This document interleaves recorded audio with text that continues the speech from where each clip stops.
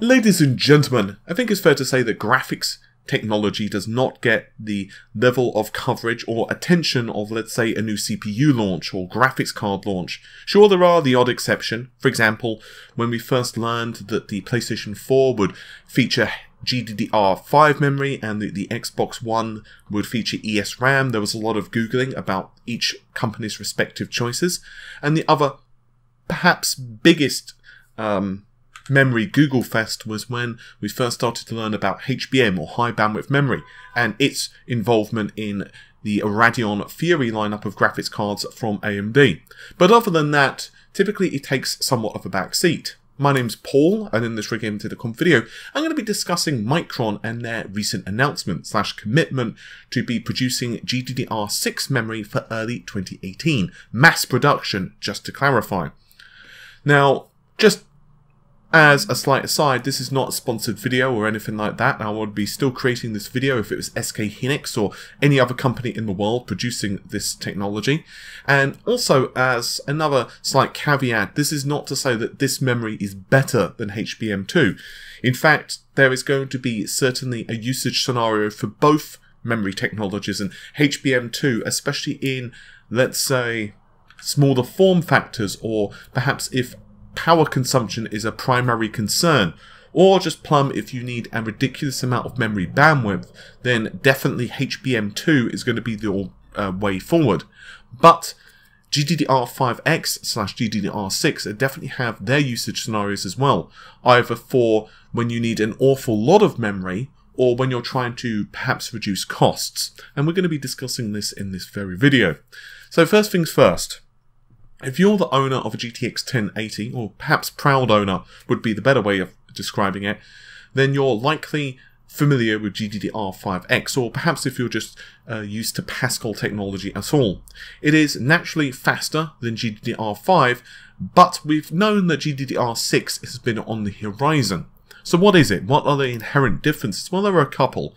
The first is an introduction of a new package. It's an FPGA180 ball package.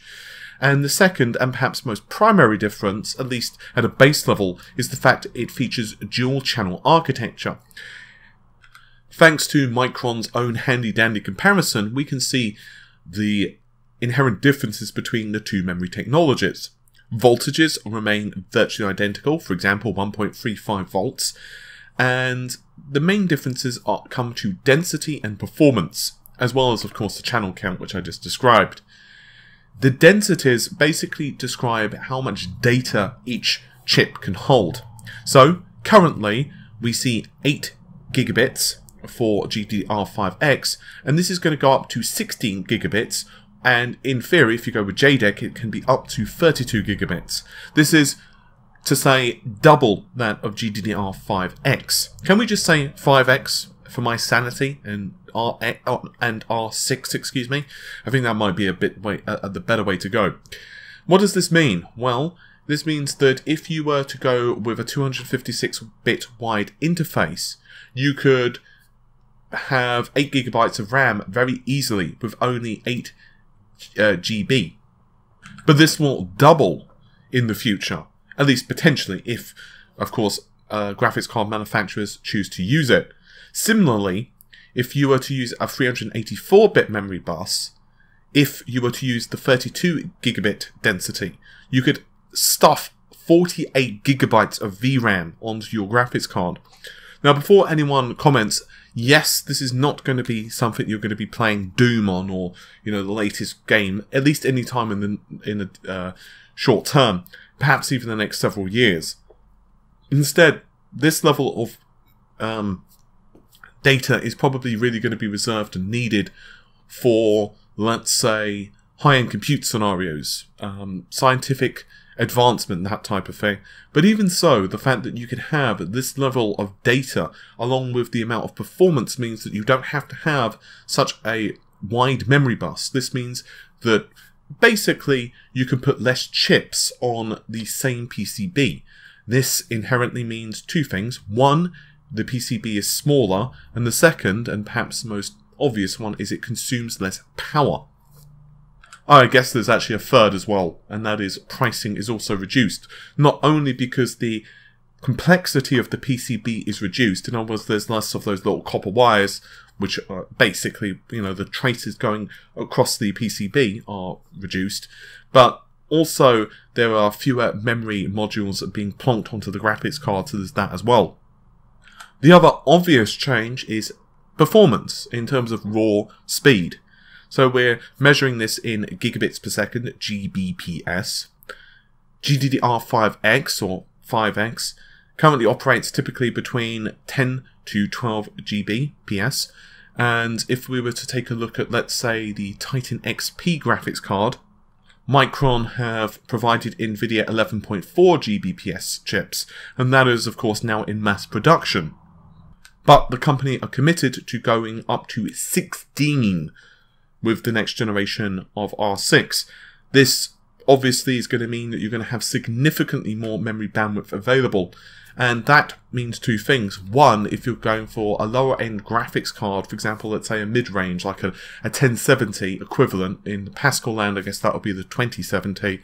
In theory, if they were to utilize this memory, and who knows if Pascal is going to be using R6, it's probable, but we don't know. I guess it depends on the release date.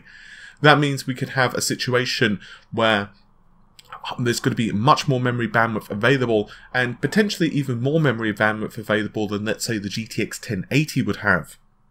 And in theory, it could even do so while having fewer memory chips. Now, whether they decide to do that or not, we're just going to have to wait and see.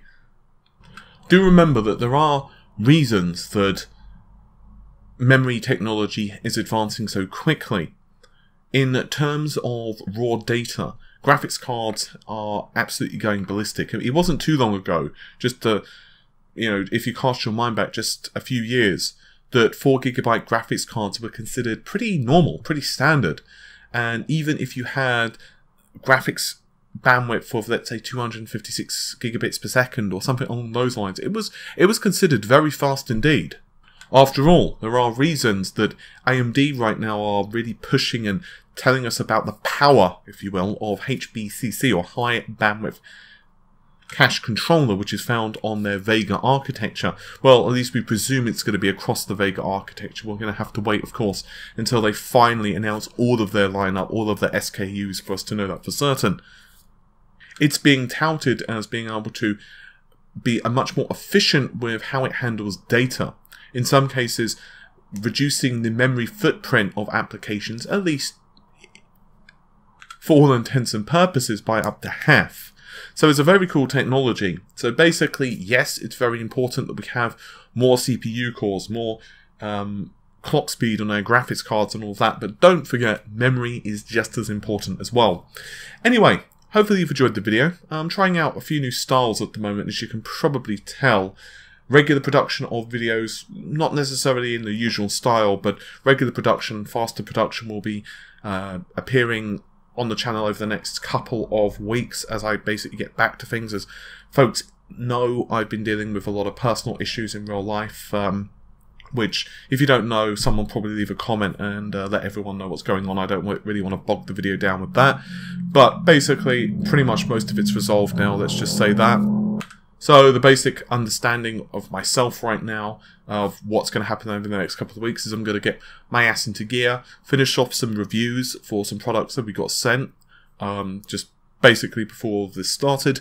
And then on top of that, we're getting a couple of extra products being sent over the next, I'm not actually sure when. Basically, they're products that are coming in, for example, Intel's X299, so I'm waiting for my partners to actually get basically the review samples available. I can't review it unless they've got it, kind of thing. And other than that, I want to appear on camera a bit more. But with all of that said, hopefully you've enjoyed the video. I'll see you soon. Take care of yourselves, guys. Bye for now.